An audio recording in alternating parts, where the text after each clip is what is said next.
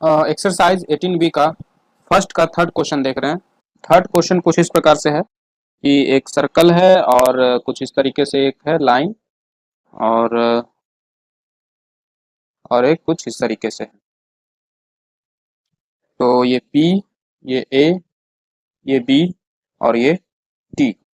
तो यहाँ पे हमें दिया हुआ है PT का वैल्यू दिया हुआ है 12.5 और PA का वैल्यू दिया हुआ है 10 सेंटीमीटर और हमसे AB पूछ रहा है। नाउ तो यहाँ पे हम थोड़ा कंस्ट्रक्शन कर लेते हैं। इस BT को ज्वाइन करते हैं, इस B और T को ज्वाइन करते हैं और इस A और T को। तो यहाँ पे हमें दो ट्रायंगल देखने को मिल रहा है।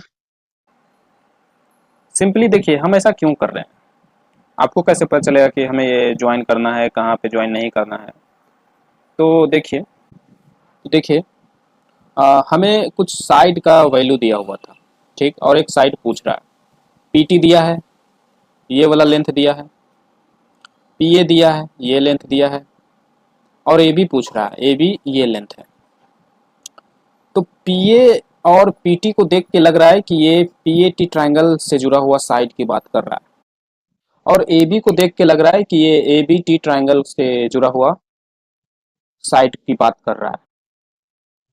तो हम AB का वैल्यू तभी निकाल पाएंगे जब हमें PA और PT और AB में कुछ रिलेशन मिले, इसके साथ कुछ रिलेशन मिले। रिलेशन मतलब कि something like AB is equal to PT into PA, कुछ ऐसा ही कुछ है ना। इन तीनों के साथ कुछ मुझे रिलेशन चाहिए। अब ये रिलेशन आपको कैसे मिलेगा? ये रिलेशन आपको दो तरीके से मिलेगा। एक तो आप इस ट्रायंगल को कॉन्ग्रुएंट कर दो या सिमिलर कर दो। अगर आप इस दोनों ट्रायंगल को सिमिलर प्रूफ कर देते हो और ये नहीं तो कॉन्ग्रुएंट प्रूफ कर देते हो तो आप लिख सकते हो कि इसके साइड, अगर कॉन्ग्रुएंट प्रूफ कर दिए तो आप लिख सकते हो कि इसके साइड इक्वल होंगे, या अगर सिमिलर प्रूफ कर दिए तो आप लिख सकते हो कि इसके साइड के कोरिस्पॉन्डिंग साइड का रेशियो इक्वल होगा। तो मुझे रिलेशन चाहिए, है ना। तो सिमिलैरिटी प्रूफ करना ठीक होगा, क्योंकि अगर सिमिलर प्रूफ हो गया तो मैं से लिख सकते हैं PA by PT is equal to something इस तरीके से। तो एक रिलेशन हमें मिल जाएगा। तो अब कौन सा ट्रायंगल चुने? तो एक PAT तो जरूर चुनेंगे क्योंकि हमें PA मालूम है, PT मालूम है और AB पूछ रहा है, तो इस हिसाब से मुझे ABT चुनना चाहिए। या फिर आप BPT भी चुन सकते हो जिसमें आपको AB मिल जाएगा। BPT में आपको BP मिलेगा और AP मालूम है तो घटाकर AB मिल जाएगा। तो आप दोनों ट्रायंगल चुन सकते हो। आई थिंक BPT लेकर चलना सही होगा क्योंकि एक APT और BPT में मुझे एक फायदा मिलेगा कि एंगल P इज कॉमन, तो उससे मुझे एक एंगल तो इक्वल मिल गया, ऐसे ही सिर्फ एक एंगल खोजना पड़ेगा। तो यही करते हैं।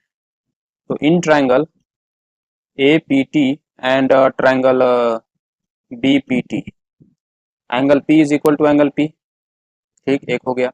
दूसरा, ये कोड है और ये टेंजेंट है और उस दोनों मिलकर ये एंगल बना रहा है। हमने एक थ्योरम पढ़ा था जिसमें हमें बताया गया था कि कोड और टेंजेंट से जो एंगल बनता है वो एंगल इक्वल होता है उसी कोड से बनाए गए पेरीफेरी पे एंगल। तो ये कोड पेरीफेरी पे इतना एंगल बनाता है, तो this angle and this angle is equal. इसी तरीके से एक और हम कर सकते हैं कि ये जो एंगल है इस एंगल के बराबर है, क्योंकि यहाँ पे भी एक कोड है AT और टेंजेंट के साथ एंगल बना रहा है और इस AT कोड से पेरीफेरी पे एंगल भी बनाया जा रहा है, तो ये दोनों इक्वल होगा। ये angle is equal to this angle. तो अगर हम इसे x लिखते हैं तो यहाँ पे भी हमें x लिखना होगा और अगर इसे हम y मानते हैं तो ये भी y होगा। फिर देखिए ये x और ये x इक्वल है, तो ये x है तो ये वाला पार्ट कितना हो जाएगा 180 माइनस एक्स, और इधर ये x है तो ये वाला पार्ट कितना हो जाएगा 180 माइनस एक्स, है ना। तो इस हिसाब से हम कह सकते हैं कि this angle is equal to this angle, this angle is equal to this angle. तो ये वाला एंगल मेरा इस ट्रायंगल में था और ये एंगल यहाँ। तो angle A is equal to angle T in BPT। तो हम यहाँ एंगल BTP लिख सकते हैं। ठीक है, और दो एंगल इक्वल हो गया तो ये दोनों ट्रायंगल सिमिलर हो गया। अब जैसे कि यहाँ पे दोनों ट्रायंगल सिमिलर है, तो triangle A P T similar to triangle B P T, ये जो लिखने का तरीका यहाँ पे अभी हमने किया है, ये किसी भी तरीके से हम नहीं लिख सकते हैं, इसका एक लिखने का एक तरीका होता है। तो देखिए, हमने एंगल पी और इसका एंगल पी इक्वल लिया है, तो यहाँ पे मिडिल में एंगल पी है और इसमें भी मिडिल में एंगल पी है, चलो ये ठीक है।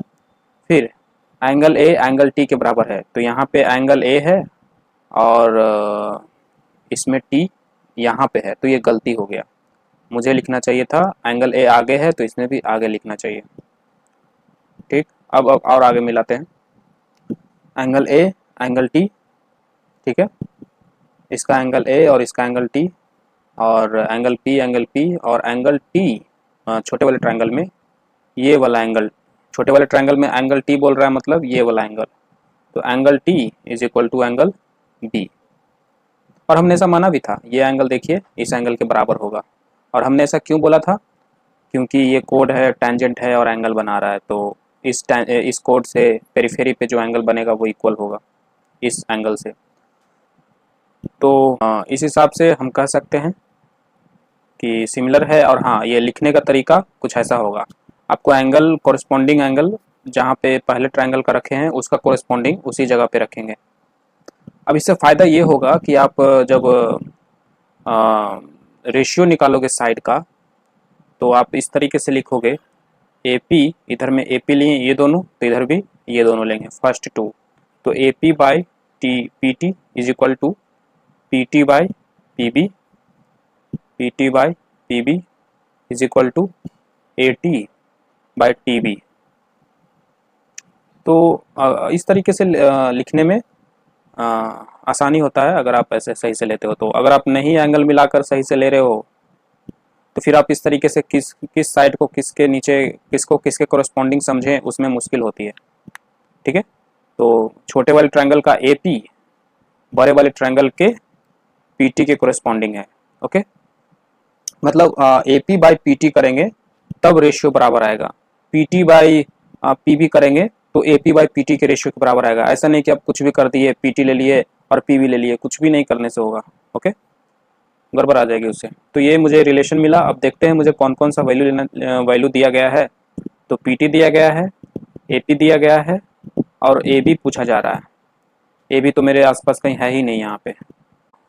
पी ए हमें मालूम है। ओके, तो अगर हमें पी बी मालूम चल जाए तो P B minus P A करके ए बी निकाल सकते हैं, और पी बी यहाँ पे है, तो इसलिए हमें ये वाला रिलेशन लेना चाहिए।